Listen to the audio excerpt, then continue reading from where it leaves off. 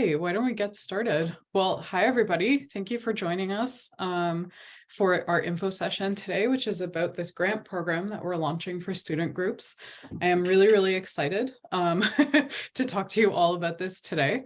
I think actually before we get going, what I'm going to do is I'm going to launch a poll because I'm very curious to see who's on the line with us today. So let me see if I can do this. All right.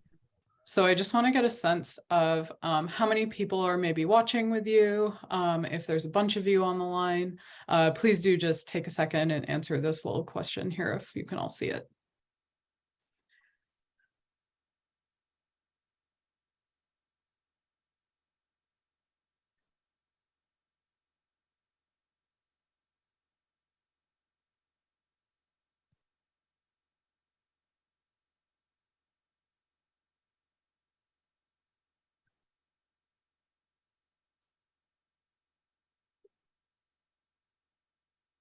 All right, I'm just going to give maybe another, let's say 30 seconds to answer that.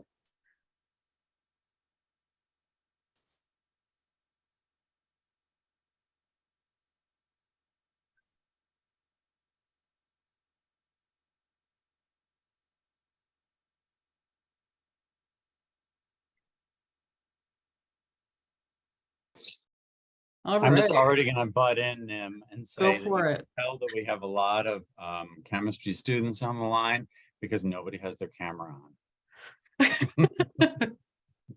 It's a mood. I know it's also the evening, like we can be chill. You don't have to have your camera on, don't worry. All right. Hello, this is Mariana Ortiz from Sociedad Clínica de Mexico. So, hello. Hello. That was fantastic. Okay, I'm just going to shut this poll down. So it looks like everybody is joining as an individual, although there is someone on the line where there's a group of you joining. So thank you so much for coming together. So I'm going to just close that down and we can get on with our presentation here. So for those of you that haven't met me, my name is Nim. I'm a program manager with Beyond Benign. I'm going to be walking you through the presentation today. So any kind of questions you have whatsoever, please do feel free to reach out to me. My email is there on the slide. And I'm really excited to get to know all of you better and to be able to talk about how we can support you. So I'm going to turn it over to Natalie now to introduce herself. Hi all, Dr. Natalie O'Neill, the Director of Higher Education for Beyond Benign. I'm here for support, so feel free to reach out to me in the chat. I just put in there that I'm joining from Vermont, so it's great to know where you would be joining us from tonight. And nice to meet you if we haven't met yet. So reach out in the chat if you have any questions, and I'm going to pass it back over to Nim. Who will then pass it over to Juliana to introduce herself. Hi, everyone. My name is Juliana. I'm here with Beyond Benign as well to help you and see if you have any questions. I'm in Montreal. The weather is not really good. It's like 6 degrees or colder, but I'm originally from Brazil. So I'm excited to see different student chapters here and see what I can help. So thank you very much. Perfect. So Natalie and Juliana are kind of on the like back end of things today. So if you do have questions, please feel free to pop them in the chat, or you can direct message either one of them and they will hopefully be able to get that back to me and we can help you out. Okay. All right. So I wanted to start out actually with this slide because I think it's a really nice representation of why green chemistry skills are really important. And especially for those of you who are students or for those of you who teach students, it's really good to know that the demand for a green chemistry skill set and knowing people who know how to design safer, less hazardous chemical products, that demand is increasing. And so students coming in with this training when they graduate their degrees are really highly sought after. And we have some kind of statistics here that we've cited from a Department of Labor report. But basically kind of the thesis statement for this is that chemists with the right skills can design solutions for a sustainable future. And so that's all of you. And that's kind of really what we believe in at Beyond Benign. And so if you don't know who we are a nonprofit that was founded in 2007 by John Warner, who's the co-founder of the field of green chemistry, and Amy Cannon, who holds the world's first PhD in green chemistry, actually. And we regularly collaborate with industry, universities, and NGOs across the world. So like to kind of collaborate interdisciplinarily, if that's a word. And our mission is to transform chemistry education to have this emphasis on green chemistry, on sustainability. And so our team at Beyond Benign does work with educators across the education community. So we do have folks who work in the K-12 space with elementary, high school students. And then I'm part of the higher ed team. And so we do the majority of our work with folks who are in undergrad, grad school, educators who are teaching in higher education, so that these kind of green chemistry principles and skill sets can be passed along the educational spectrum and through into the workforce, no matter what kind of career your students are going to have, whether it's scientific, chemistry or not. These skills are important for anything. So one of the ways in which we kind of help to do this is through our Green Chemistry Commitment Program. And so this is a program that your institution can sign on to and kind of unites the green chemistry community across the world is kind of the goal of this program. And basically when you sign on to the commitment, you're committing towards adopting 4 following student learning objectives into your departments. So theory, which is students are learning green chemistry principles in their chemistry courses. Lab skills, so students get the opportunity to practice green chemistry in a lab setting. Toxicology, so that students are learning how to design molecules that are inherently safer and less hazardous towards ourselves and the environment. And then also application, so that people get the chance to actually apply their green chemistry skills in whatever careers they want to pursue when they're out of the education spectrum. So this is also a commitment on our side to ensure that we help and support you with these goals too. And currently we do have 104 signers across the world, the majority of whom are in North America, but the number of signers keep growing and growing, which is extremely exciting to see. So if you're very curious or if you want to know more, there are links there at the bottom of the slides. And I will say these slides will be made available after the presentation. So you will have access to all of those links afterwards too. One kind of key component of our Green Chemistry Commitment Program is an initiative that we launched in January 2021 called 25 by 25, where it's our goal to try and ensure that 25% of all students graduating in the US with a chemistry degree do have that background in green chemistry. And the way that we're achieving this is by recruiting signers and helping to support you doing your green chemistry work at your institutions. And so with the number of US signers that we do have, we're just over 10% of graduating students there. I know Natalie is really the expert at all the math behind this, but just know that this is kind of a key goal for us over the next few years. And part of that is that we recognize minority serving institutions are a really critical component of this workforce and of this educational force. And so we launched an initiative to actually provide more active support to minority serving institutions. And so you can see kind of our program objectives here. But the third one that I'm going to kind of really talk about today is about engaging and supporting students who are at minority serving institutions or who are from minority communities themselves. And so that's really kind of the goal of this grant, and the goal of my presentation today is framing it through our minority serving institution initiative. So one of the ways that we do that is we do want to spotlight all the cool green chemistry work that is being done by student leaders, by student chapters. And so you will hear from us over the next few months about some green chemistry student chapters, some ACS student chapters who have won the Green Chemistry Student Chapter Award from 3 of our minority serving institution signers, actually. Today, you're going to hear from the University of Minnesota Twin Cities, so please do stay on the line and get excited for that. But we are always looking to spotlight the work that's being done by students. And that is a key component of what we're trying to do here to uplift and empower students to do green chemistry work. And the second thing that I'm going to talk about, which is kind of more of the focus of this presentation and this info session, is providing kind of that guidance and support for students to participate in the ACS Green Chemistry Student Chapter Awards. So how can Beyond Benign support students to do their green chemistry work to work towards this ACS award? So one of the things is financial support. So through this program, we've launched a grant. Apply.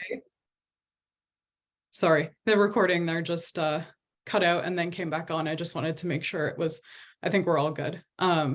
Anyways, students can apply to us for funding to help them do green chemistry events and activities that will help them potentially obtain the ACS Green Chemistry Student Chapter Award. And so Beyond Benign does have funding for up to 10 ACS student chapters that are working towards this award, that are doing their green chemistry work. And these honorariums are going to be used to run those events or to help support the student chapter in doing that work. And through this grant and as part of our Minority Serving Institution initiative, the preference will be given to those student chapters who are from MSIs or whose members comprise minority communities or who do a lot of their work with minority communities as well. So this is our way of really trying to kind of actively engage and empower these student groups. And we do encourage you all to apply. So I am going to take a quick breather here and kind of change tracks a little bit to just come back to what do we mean by green chemistry activities and events? And what is green chemistry? So really green chemistry is the design of these chemical products or processes that reduce or eliminate the use or generation of hazardous substances. So really thinking about design, implementation, and that process there with regards to chemistry. And so really how we think about this, it's governed through the 12 principles of green chemistry. I know most of you are an expert already, so I won't go into that too much, but you can see here that each of these processes is, or principles, sorry, is really related to chemistry and the chemical processes that occur to make a product. So I've written some kind of examples here of some activities that I would say are green chemistry activities. For instance, if you're creating plastics from mushrooms, which is a renewable feedstock as opposed to a crude oil feedstock. If you're designing a benign pH indicator, for example, using a vegetable, thinking about how waste is generated during a chemical process and how you can evaluate how that waste is generated or even reduce it. Thinking about how you do your chemistry reactions and maybe reworking that reaction setup to maybe use less water or less power, be less energy intensive. These are all examples of things that are kind of green chemistry oriented. Something like a recycling program for disposable cutlery or an event where students are planting trees to create green spaces on campus. These are amazing events that are definitely, they do fall within the purview of sustainability, but not necessarily green chemistry activities. So I did want to make that distinction for all of you here on the line that this is kind of what we're talking about when we are mentioning green chemistry work, green chemistry activities.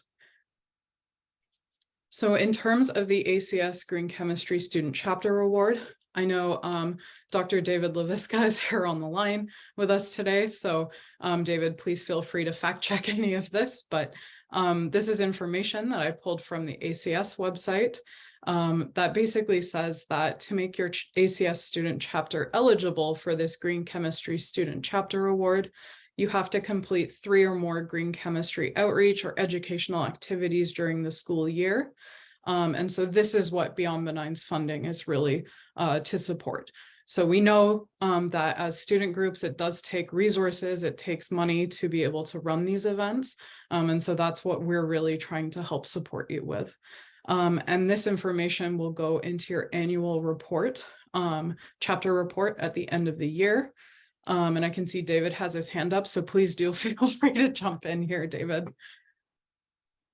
Right, so it's nice to see you all or see your names on blank screens, but I hope to meet you in person at some point, and I would clarify, or not clarify, but add to what Nim said. I am working at the American Chemical Society Green Chemistry Institute. I do come from academia. I was at Seton Hall University, and I still am somewhat.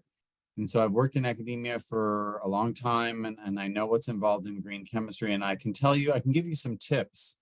First of all, the Green Chemistry Award through the ACS is different from the grant that Beyond Benign is offering. And they are not mutually exclusive, I guess, because you could apply for and get a grant and then use that to do cool green chemistry stuff and win the award. Oh yeah, that's the idea.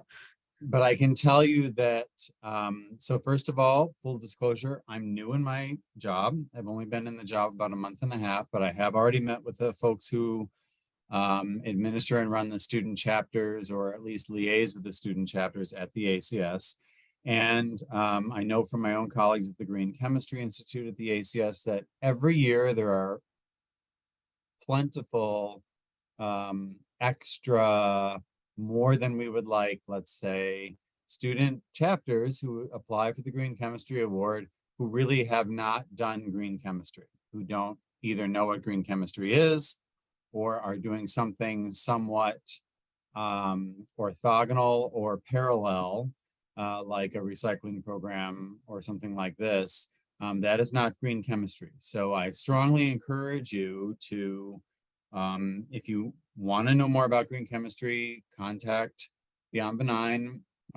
You see several representatives from that organization in this meeting, or me. We work very closely together. I love these people, to be honest. There's 3 Beyond Benign folks here who are very good friends of mine.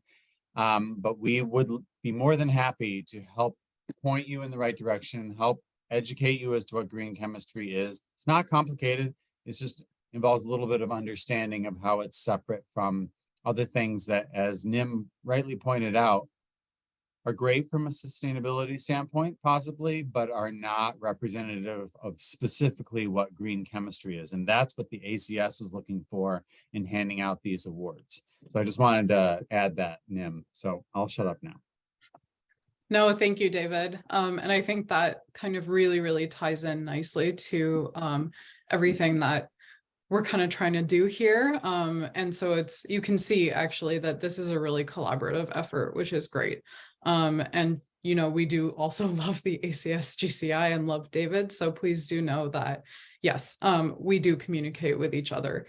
On the ACS website, actually, there are some examples there of green chemistry activities that you can use to help you in your journey to winning this Green Chemistry Student Chapter Award. So please do know that you can visit that webpage and get examples of specific green chemistry activities to use. In terms of how we can help you, so of course there is the financial support through this grant where you can apply for funding to run these events or these activities. Beyond Benign on our website also has green chemistry lessons or outreach activities that are free. They're open source, and anyone can come onto the website and download them and use them. And these are green chemistry specific activities. And so these are activities that are going to be able to help you to work towards that Green Chemistry Student Chapter Award. And so please do take a look at our website. Please visit it. And take a look at feel free to download the resources to kind of modify them as you want to and to use them. And please also know that you can reach out to Beyond Benign as well for support using those resources at any kind of time in this process too. So we are very happy and excited to help you with that. The other thing I wanted to mention, which kind of ties into spotlighting those student groups, is that we do want to offer this kind of networking and connections and professional development piece too. So we run monthly Green Chemistry Connections meetings where you can come and hear from green chemistry speakers and also have the opportunity to network and connect with one another. And we're always looking for student speakers to come and share their green chemistry work too. So please do reach out to myself or to Natalie or to Juliana if you would like to come and speak at one of the connections. We would love to host you and spotlight you. So these are just things to kind of keep an eye out. But in terms of the grant, I just wanted to let you know what our criteria are.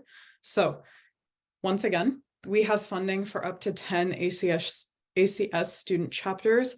We want to fund 10 ACS student chapters. So please, please, please do apply to this grant. We want to give our money to you. We don't want to have any money left over. So who is eligible? Any ACS student chapter is eligible to apply for our grant. And again, those preference will be given to student chapters from minority communities.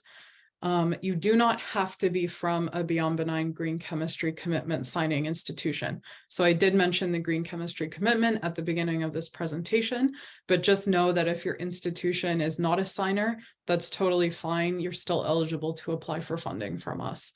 And similarly, if you've actually already won a previous ACS award, that doesn't matter either. Please do apply for funding from us. The point of kind of this grant is to be able to fund green chemistry work that's being done by students, regardless of whether or not you've already won an award from the ACS, okay? And so again, this funding will help you apply for the ACS award. And our timeline also reflects that. So the application for our grant is due by December 15th, 2022. At the literal end of the day. I know that often that can be a concern for student groups. I was in a student group, I get it. You'll have until the end of the day. You can expect to hear back about the status of your application in January of next year, and the funds will be released to you shortly afterwards. So know that you have that financial support from us to do your events from January to April, which is when you're going to need to report into the ACS about the events that you've done. And we will also contact you to just confirm that everything's looking okay with the ACS, and that we'll also be checking in to see if you actually heard back from them in the fall about the status of that Green Chemistry Student Chapter Award. So I know that I did throw a lot at you. But one thing that I did want to go through is just what the application form looks like on Beyond Benign side. Just in the interest of transparency, I want you all to know about the questions that you'll just be asked or answering from us. So there's two sections to the form. The first section, we basically just ask you contact information about your ACS student chapter so that we're able to contact you afterwards about the status of your application. And then the second section to the form is just about the proposed projects and events that you'll be running to help you work towards this ACS award. So this section is probably what's going to take you a little bit longer, but we just ask you 3 questions. So what are the events that you're going to be running this year? And keeping in mind that the ACS criteria, they want you to run 3 or more outreach or educational events. So we just ask you to list the name of the event, what the purpose of your event is, and then how this event is also connected to green chemistry. And you'll do that for each event that you're kind of planning to do. We're going to ask you who the audiences are for the event and whether or not you're going to be using social media platforms to share this outreach wider. And if so, which are the ones that your group's going to use.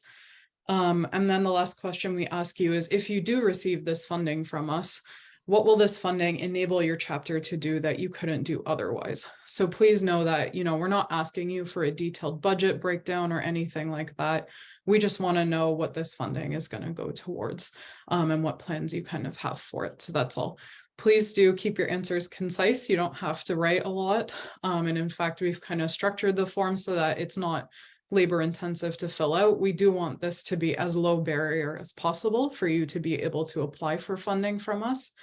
And so if you would like to fill out this form using just bullet points or just like a list, that's fine by us. Know that the higher ed team at Beyond Benign is going to be kind of evaluating these forms too. So the people that are on the line here today, myself, Natalie, Juliana, we're going to be the ones looking at these forms, okay? So again, I just wanted to kind of wrap up my my portion of this talk by talking about those key dates and resources. So to apply for that funding from us at Beyond Benign, that's by mid-December. And then you can expect to hear back from us in January of next year. And then we'll contact you just to check in about how things are going with the ACS award. I can see a question from Jane in the chat. Do the funds have to be used in those 3 months before report in May? That is a good question. I would say ideally, yes, if you're using it to kind of run through those events or help to support running those events. I will say right now, currently, we don't have because we don't have that kind of detailed budget breakdown or anything. We don't have a check-in process to see whether or not those funds have been used. They will be distributed as a lump sum, not in installments. So that's kind of where we're at on that. But I don't know if Natalie has anything else she wants to add. I'm just adding that I think we understand as well that planning may happen in the spring and an event may happen over the summer or in the fall and then still count too.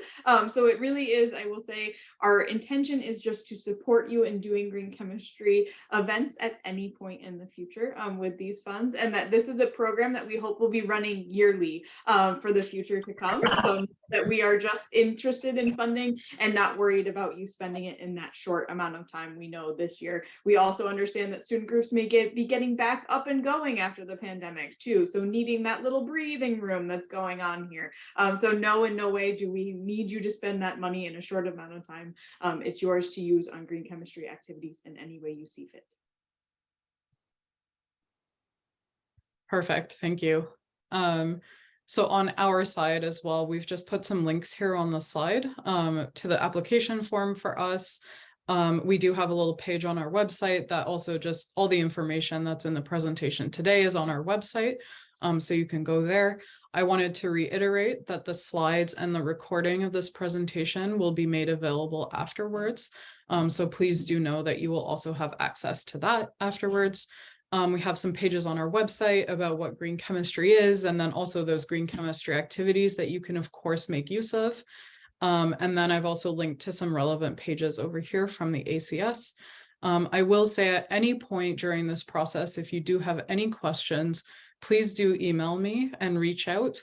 We're here to support you through this application process because we want you to receive this funding. So no question is a small question. Please do reach out and ask and know that we're here for your support. And so again, I did kind of throw a lot at you. This is kind of the point at which we're wrapping up our section of the presentation. So I did want to say thank you to our sponsors, without whom we wouldn't be able to do any of this kind of work. And especially to 3M, who's sponsoring these grants and this event tonight for you all. So thank you very much. And now it brings me great pleasure to kind of head into the second portion of our info session today. So I wanted to take a few minutes and introduce Carolyn, Dewey, and Josh Gann from the ACS-UMN Student Chapter. So it's the University of Minnesota Twin Cities. They are a green chemistry commitment signer. And I'll start with Carolyn, who is double majoring in chemistry and math at the University of Minnesota. She is the vice president of the ACS Student Chapter and is also involved in undergrad research in the LAM group, Alpha Chi Sigma, and the UMN Sustainable and Green Chemistry Committee. And she's also done research in the Department of Coatings and Polymeric Materials at North Dakota State University and would like to go to grad school for a PhD in chemistry.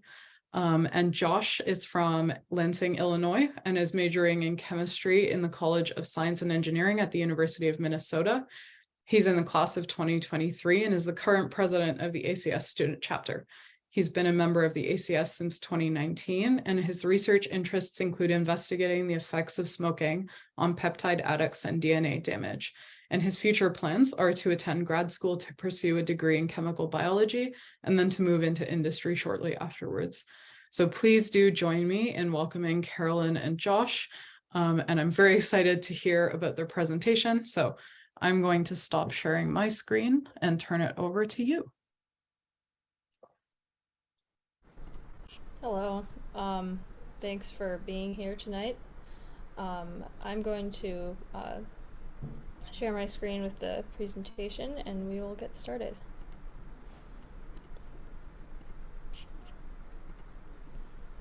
Okay, so Josh and I are from the University of Minnesota, is Twin Cities ACS Student Chapter, and our other officers are listed up here. And special thank you to Jane Wessinger, our faculty advisor, for helping make all of our events possible. She's been a huge help. So yeah, I'm gonna turn it over to Josh to explain what we are all about. Yeah, so thank you everyone for letting us come out today and sort of talk to you about what it means to be a green chemistry committed ACS chapter. So ACS at the University of Minnesota Twin Cities is really all about reaching out to people and getting engagement within chemistry. So we're really focused on making chemistry fun and more accessible to people. This is done through events like our liquid nitrogen social, through pretty general monthly meetings as well as special events. And we also have Gen Chem study groups that we host to kind of like promote our engagement with students in the underclass, or underclass, like lower classes. We also focus a lot on our green chemistry principles, through performing demos with sustainable alternatives, talking about waste management, and discussing renewable materials. So we'll try to go into that a little bit. And Carolyn and I will be switching off and kind of discussing some of the events that we put on as a chapter to engage that green chemistry aspect of our group. All right. So here's an event that's happened a couple of times. First time we tried this was in 2020 when our student group events were on Zoom. So we made edible water capsules that were inspired by the UHO edible water pods. Same formula of sodium alginate and calcium lactate to make a cross-linked network. That was a gel that could hold water and other things such as pink lemonade. And in 2020, when student events were on Zoom, we put together a little kit for everyone who wanted to participate in the event. And since this is a experiment with all benign materials that you didn't need any special equipment to work with, they could just do this in their house and show it to us on Zoom. So this was a great way to introduce people to the concept of making sustainable polymers, and also to explore an interesting alternative to plastic water bottles that has its drawbacks, but then also is very fun at the same time. Yeah, another event that involves sustainable alternatives to plastics was our Halloween event last year, in which we made Halloween decorations out of chitin.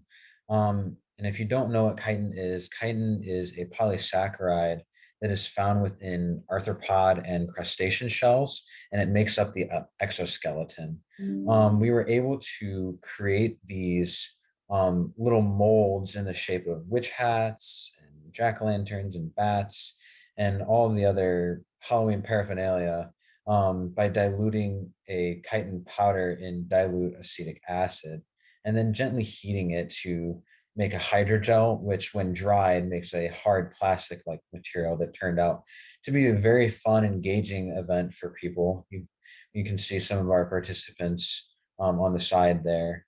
And they're able to take something home, and it's a constant reminder of like, okay, this is how I can commit to sustainability and green chemistry.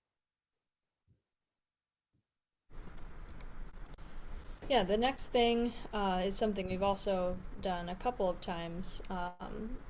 It's a supercritical CO2 extraction, and so supercritical CO2 is a very important topic in green chemistry because one of the biggest challenges is finding a safe solvent that replaces organic solvents like DCM, and there aren't many solvents that can mimic the polarity of an organic solvent without the hazards.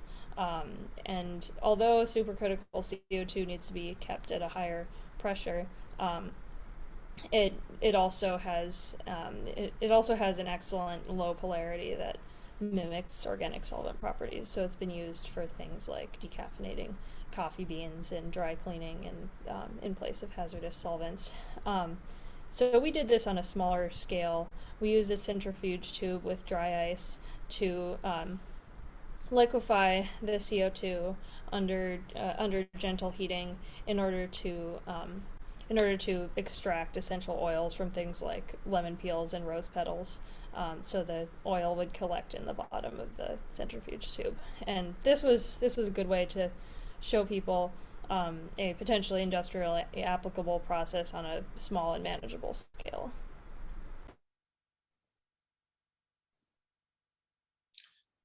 One of the events that we implemented, and we were trying to just be creative during a time where it was kind of hard for people to meet in person.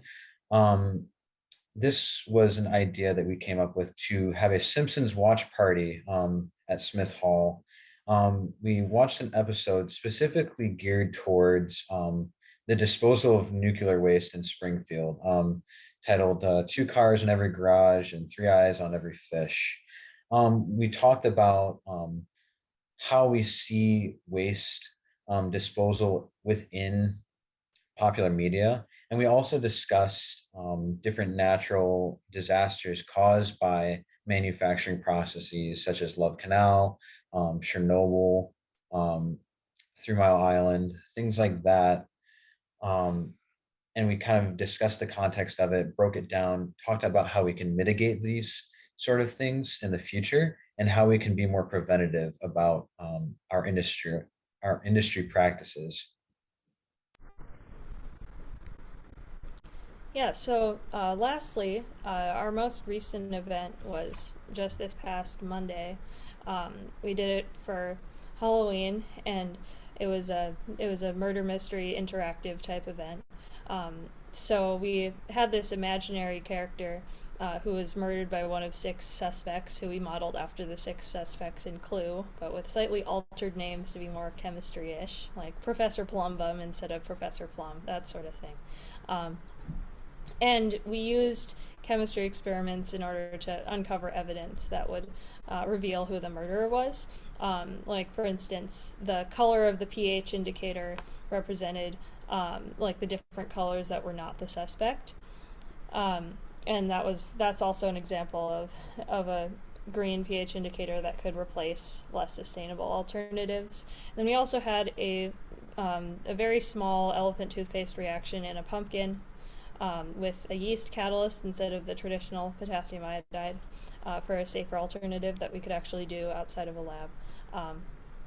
And then additionally, we gave several of our members who had never seen NMR before a primer on NMR as a tool to uncover evidence and to elucidate the structure of organic compounds.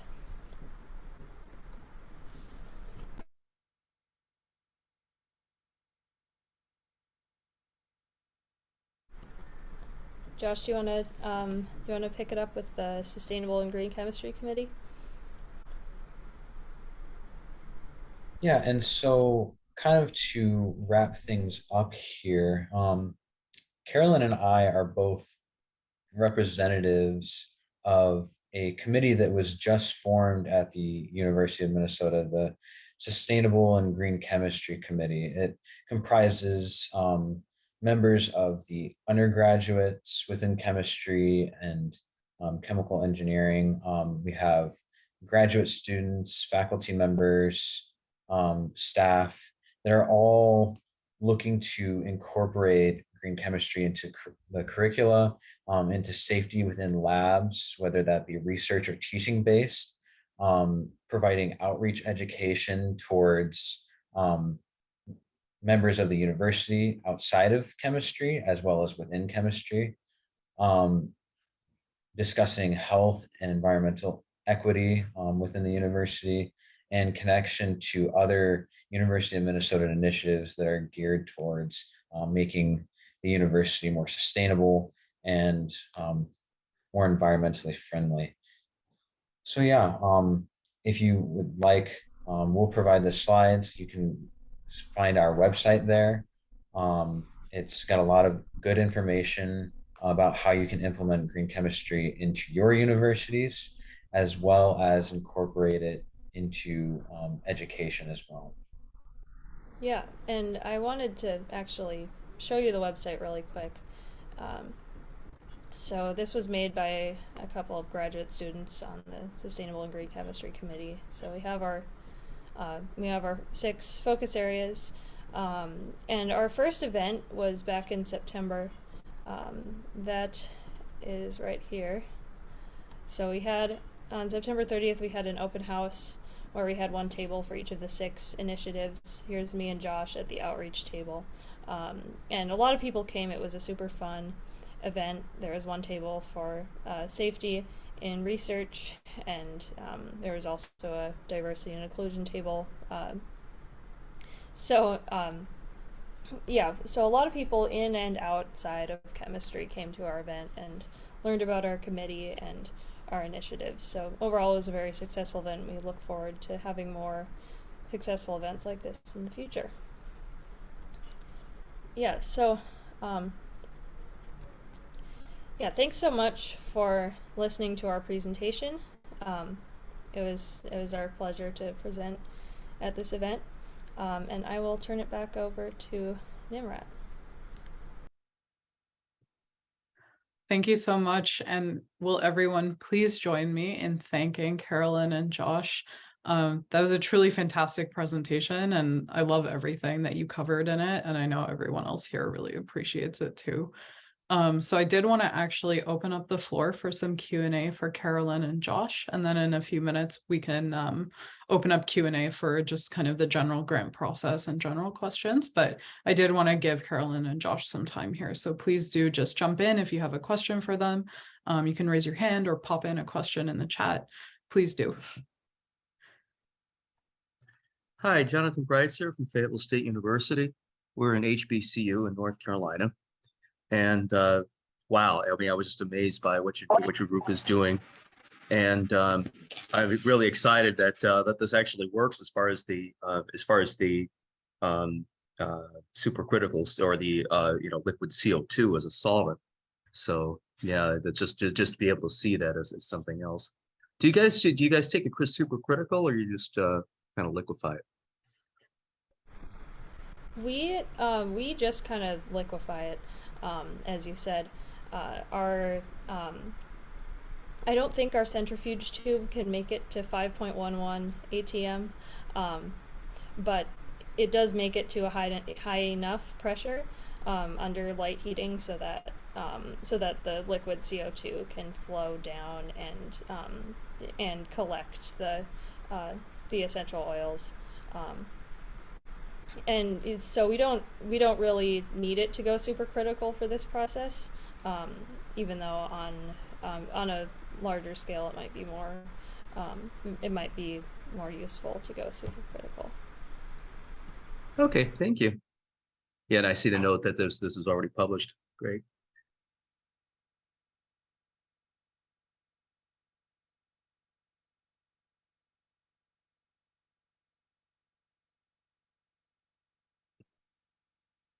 I actually had a question for you about sourcing your materials, like the chitin.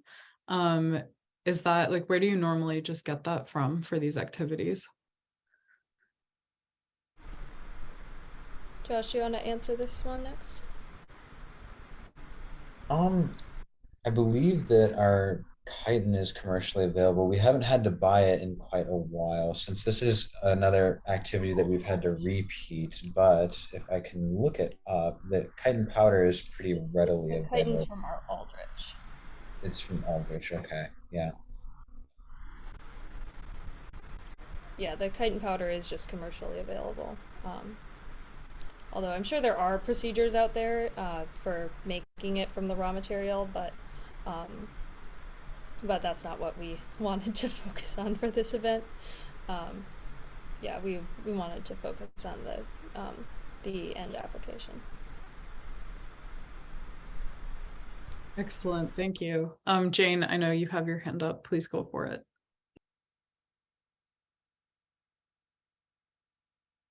Yeah, the liquid CO2 extraction we use with clove oil in our organic chemistry laboratory course, actually another course too, with 300 students. So yes, you want to be behind the shield.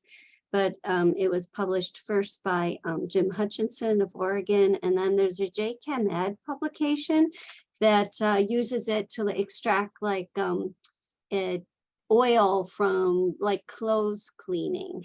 Anyway, there's a couple alternatives, and the chitin is purchased from Aldrich, but that experiment is published, I think, by Ruben Hudson in Journal of Chemical Education also.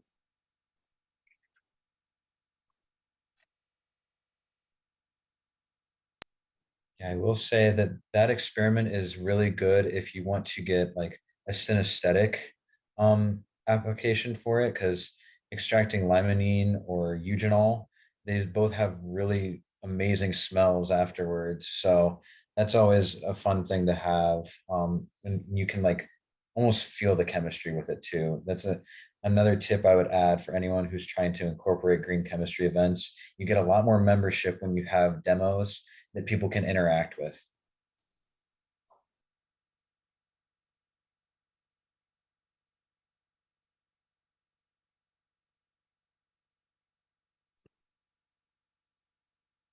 Does anyone have further questions for Carolyn and Josh?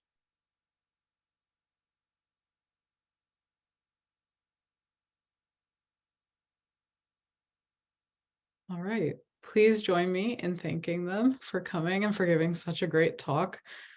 This is a kind of work that we are really, really hoping to be able to fund, and we're really, really quite privileged to be able to spotlight it. So thank you for taking the time to join us today after a long day of research and semi-long day of classes.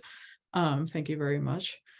So we do have some more time. So I did want to now open the floor for questions about Beyond Benign's grant, or I know I'm just gonna tell David here, I know if people have questions about the ACS, David did indicate that he'd be happy to answer. So please do take this opportunity to ask me anything that you would like to know. Also, Carolyn and Josh, if you have questions about the award too, please feel free to ask. So I'd like to just open up the floor for that now.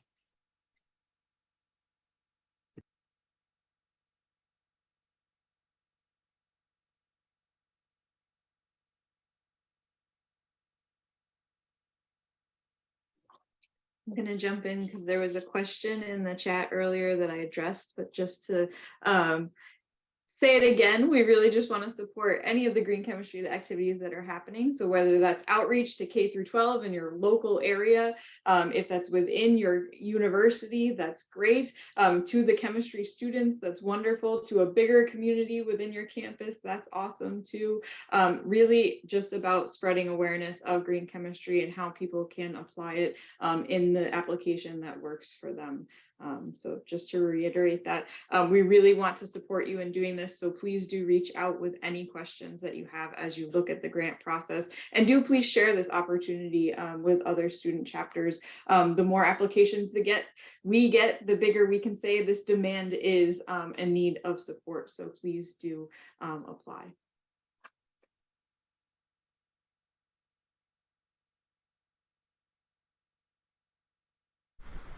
I actually had a question for David. I saw that he said in the chat earlier that he said that he's sure we could share our protocol / methods. David, do you mean for any demos we do you mean the procedures, or do you mean the research papers that we got some of these from, or yeah, actually, so that's a great question. I was just promoting connections between your group and I think it was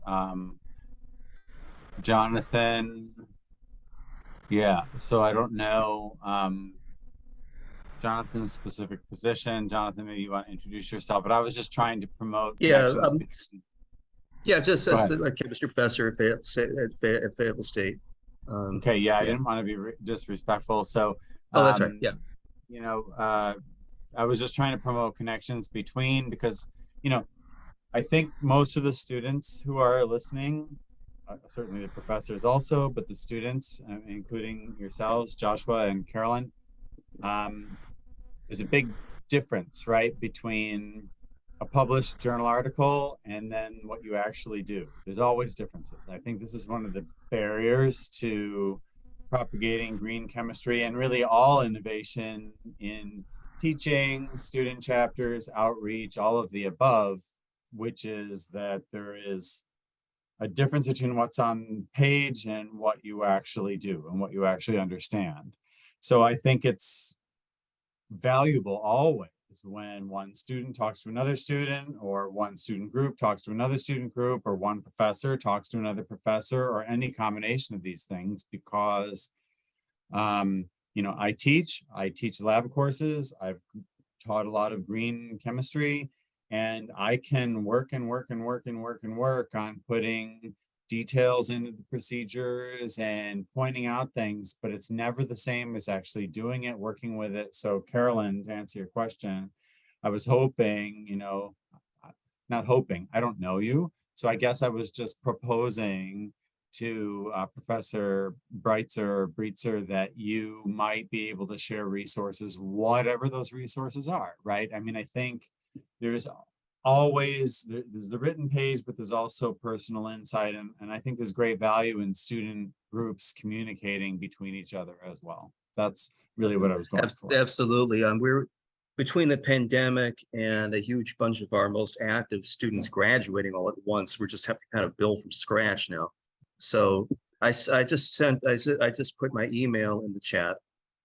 So honestly, just pictures, just photographs of the setup goes a long way to supplementing what's on the written, what's in a journal article.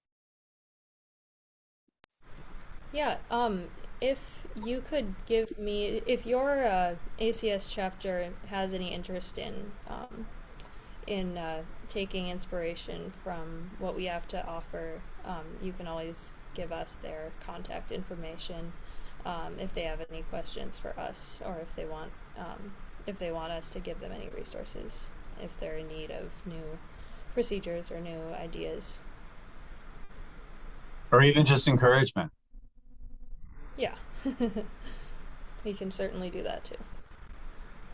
Yeah, and I will say that we're always open to having joint events over Zoom to connect us as well. That it's a big thing. We've done events with Augsburg University, who is very close to us in proximity. And we did one event that we didn't mention on the slideshow. We talked about a video game that was developed at Augsburg University that talks about green chemistry, and you have to optimize all the parameters within an industrial system to make sure that everything is as green as it possibly can be. So having joint events like that is a great way for ACS chapters to connect, and it's a great way to spread that green chemistry commitment. Yeah, we've also done a joint event with Emory University. In 2020, this was a Zoom event, and it wasn't. The reason why I didn't mention it earlier is because this wasn't a expressly green chemistry focused event. But yeah, we have communicated with other ACS student chapters across the country.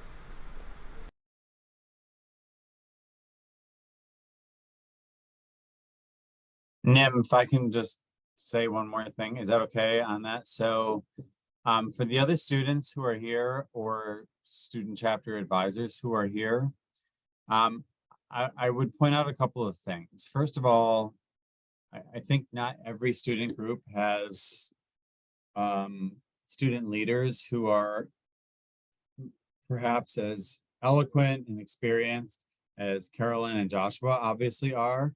And that is fine, right? I think there's all levels of experiences among students, and sometimes the barrier to even applying for an award like the Student Chapter Green Chemistry Award, or applying for this grant that Beyond Benign is so generously offering, sometimes comes down to, well, we just don't know enough about it, or we don't have enough confidence that what we're doing is valuable or green enough or what have you. And I would say to that, you can't know until you find out, right?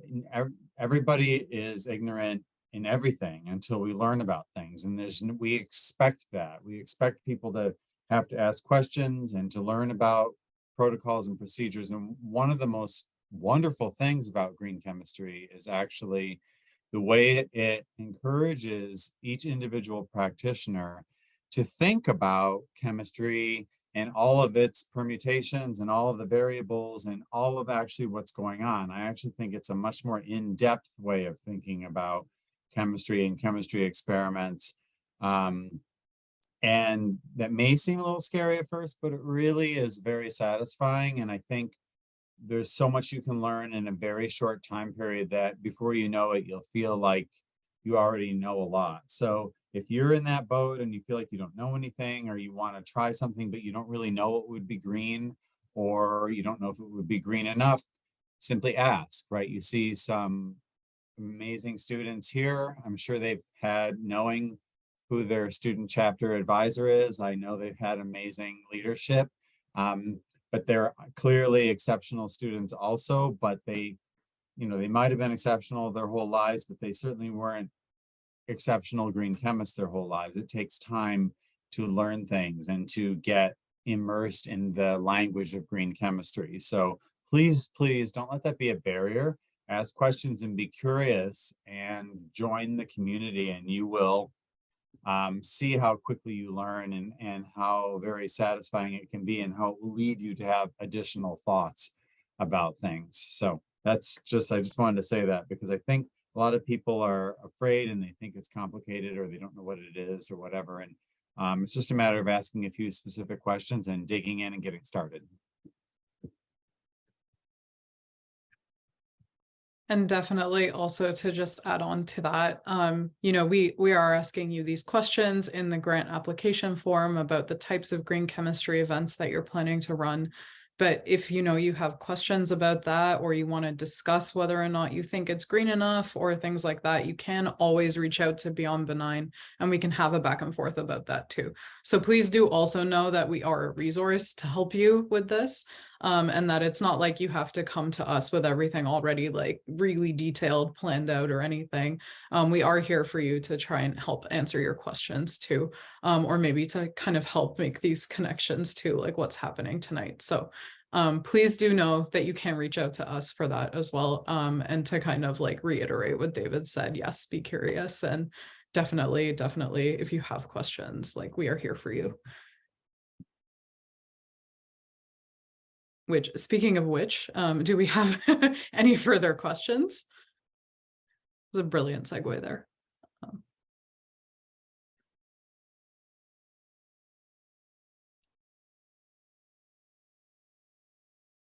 Okay, I know we are at time for our event, so please, thank you so much to all of you for attending today. Thank you once again to Carolyn and to Josh, and also to Jane here for being here to answer some questions too, and also to David for coming from the ACS side of things, and again to all of you for attending. So we do hope to see your applications. You can expect to receive those slides, ours from the Beyond Benign side, and then also Carolyn and Josh, if you would like to forward yours, I can send those out too. And yeah, please do reach out, and any questions you have, please direct them to myself, to Natalie. We're more than happy to answer. So thank you very much.